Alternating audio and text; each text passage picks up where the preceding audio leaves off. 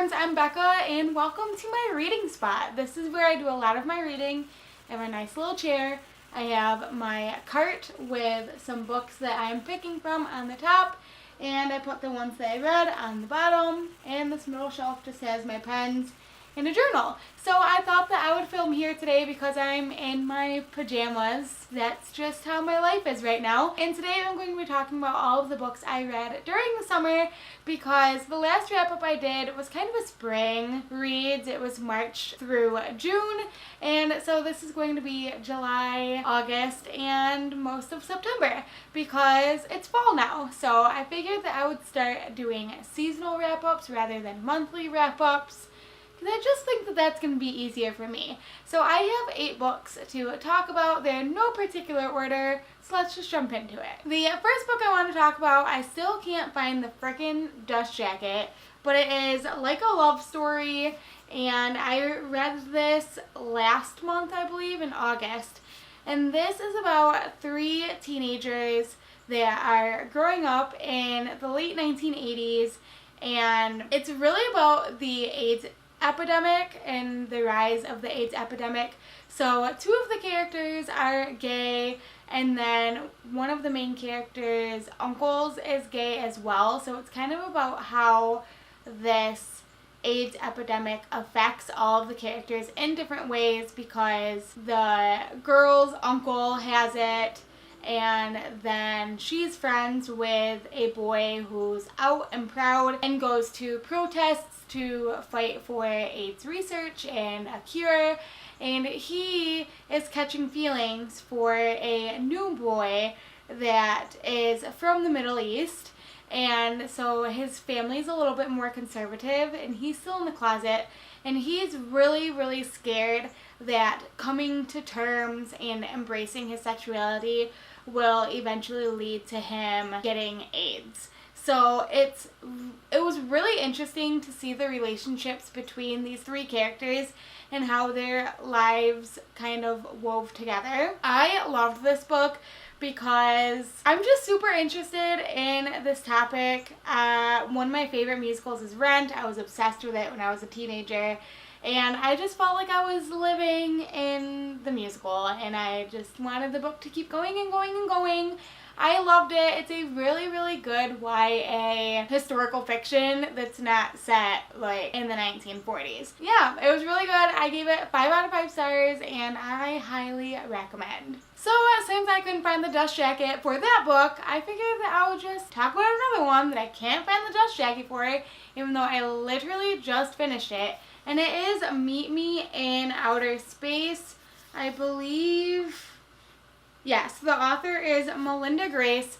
This is a young adult, kind of new adult, but not really, a book about a girl who is in college, so it's kind of new adult, and she has auditory processing disorder, and the main conflict in the book is that she's a fashion design major, so she wants to do a study abroad program in Paris, but she's having trouble passing her last French class that she needs before she can do the study abroad program, and so the TA for the class agrees to tutor her,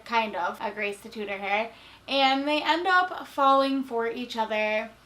This book was really disappointing because, I mean, you guys know I read a lot of books about deaf and hard of hearing characters, and I thought that this would kind of fit into that category. I know it's different because it's auditory processing disorder, and that's a whole different thing, but they maybe talked about that less than 5 times throughout the entire course of the book. There was more time spent on picking fabrics and like designing outfits and falling in love with this guy.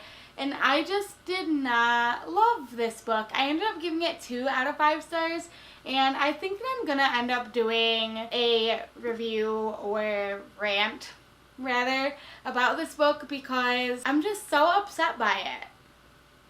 And that's all I have to say right now. I also read Speak by Laurie Halse Anderson. This was the first time that I ever read this book, and I'm really glad that I read it. I mean, I I didn't love it, but it's kind of hard because I feel like this is one of those books where everyone pretty much knows what happened. So it's hard to go in blind to it because it's been around for forever. There's even like a made-for-TV movie starring Kristen Stewart, which is nutso to me. I didn't love it, but I'm really, really glad that I read it because I feel like this is kind of like a classic, and I have 2 copies of it, so I needed to read it anyway. I really loved how art was discussed in this book. I thought that the main character would use art as more of a solace because that's kind of what it says on the back, and she didn't really. I mean, it was her favorite class, and that's what the majority of the book was about, was doing her project and then coming to terms with what happened. So I'm really glad that I read it. I didn't love it, but I didn't hate it either. It's a very important book, and I think that everyone should at least give it a try. Over the summer, I also read A Danger to Herself and Others by Alyssa Scheinmel. This is a young adult thriller about a girl who is put into a mental institution and has been deemed a danger to herself and others after an accident occurred at her summer program, and now her roommate from the summer program is in a coma as of the start of the book. So you don't really know like what happened. The narrator is very unreliable. In the first like 10 pages, she goes on and on about the scenery outside her window, and then at the end of that chapter says, "Oh, never mind, I've been lying." So that was really interesting to read from. I thought it would go a little bit deeper than it did. And the thing about YA thrillers is that they typically always end up to be about undiagnosed mental illness, which is really annoying. I originally thought that that's what the book was going to be, you know, undiagnosed mental illness. She had a psychotic break or something. And then there was some other twists and turns, and I was given a little bit of hope that maybe that's not what it's going to be, but ended up being that. So I wasn't really surprised. I mean, I kept reading it because I wanted to find out what happened next. So I guess that they accomplished their goal because I did end up finishing the book. It was okay, but I don't know. I wish that thrillers would dare to go a little bit darker and a little bit deeper and not just be like, oh, she has a personality disorder. It ended up being about her coping with her diagnosis, which was weird. It was just weird. It was interesting, but weird. Not what I expected. I think I gave it like 3 out of 5 stars maybe. It was a weird one. I also read Letters to the Lost by Bridget Kemmerer. This is my second Bridget Kemmerer book because I read A Curse So Dark and Lonely and was obsessed with it. And this is completely different. This is YA contemporary about 2 characters. It's in dual perspectives. One girl, Juliet, is struggling after the death of her mother, and another boy, Declan, is kind of a loner and he's got a lot going on in his personal life. They end up meeting because Juliet is leaving letters to her mom on her mom's gravestone, and Declan is doing community service at the cemetery cutting the grass. So he finds the letters and they start talking. They end up exchanging emails and they keep talking. I love that because it was anonymous and they didn't know who each other was, so that made for a lot of drama. This book took so many twists and turns, like I could not believe it. And there's a sequel. So I really want to read the sequel because it focuses on other characters in this same like world and story. So that's interesting. I think I gave it either 4 or 5 stars. I really liked this one. It just kept my attention the whole time. Bridget Kemmerer is one of my new favorite authors, and I just want to read everything that she puts out, honestly. Another book I read this summer was Dead to You by Lisa Mcmann. She's the author of the Wake trilogy, if you're familiar with that. I am not. I mean, I've heard of it, but I've never read it. And this is another YA thriller that missed the mark for me, absolutely, because nothing happened. I mean, basically, in the synopsis of the book, you can kind of figure out what it's going to be. So it's about this family, and their son, Ethan, was abducted from their front yard when he was 7 years old, and now at 16, he has been found and is being returned to his family. But as time goes on, they grow suspicious of him and think that something is off. And if hearing that, you have assumed that Ethan is not who he says he is, you would be correct. And that's it. The synopsis gives it away. The book has 0 twists and turns. I mean, I guess I was more reading hoping that at the last minute it wouldn't be that, but it was that, which is really disappointing. I'm disappointed in you. I'm not happy. So, I don't know if I gave this 2 or 3 stars, but I did not love it. I just can't believe that I read this whole book and literally nothing happened, and I didn't need to read it. I've had it for years, though. I got it from thrift books, I believe.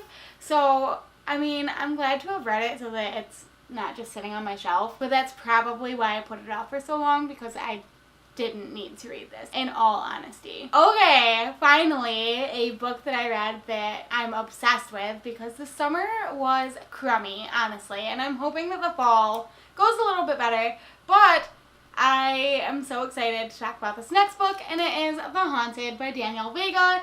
This is the first book that Danielle Vega is putting out since the Merciless series ended. She also writes under the pen name Danielle Rollins. I don't know which of them is a pen name and which is not, but Danielle Rollins also puts out YA thrillers. If you guys don't know, the Merciless series is like my favorite series ever. It's young adult horror, which we don't see that often, and The Haunted was probably the best book of hers that I've read since the Merciless one, the first one. And this is about a girl and her family. They moved to a tiny town in upstate New York into a house that is kind of known locally as being like the haunted house. Her parents flip houses, so they are trying to fix up the house, and then weird things start happening. It is so good, you guys. It is just spooky right from the beginning, which is something that I love. It's just amazing. The one thing I will say about Danielle Vega, though, is that she draws a lot of inspiration from Stephen King, which essentially means that her endings suck so bad.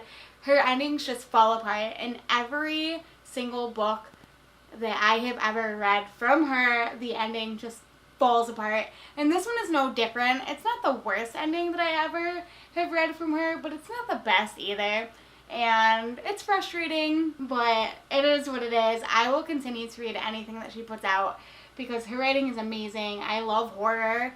I love being spooked, and this was quite a spooky book without it being like demons and possession. Like, it's a ghost story. It is amazing. She did an amazing job on this. I gave it 5 out of 5 stars.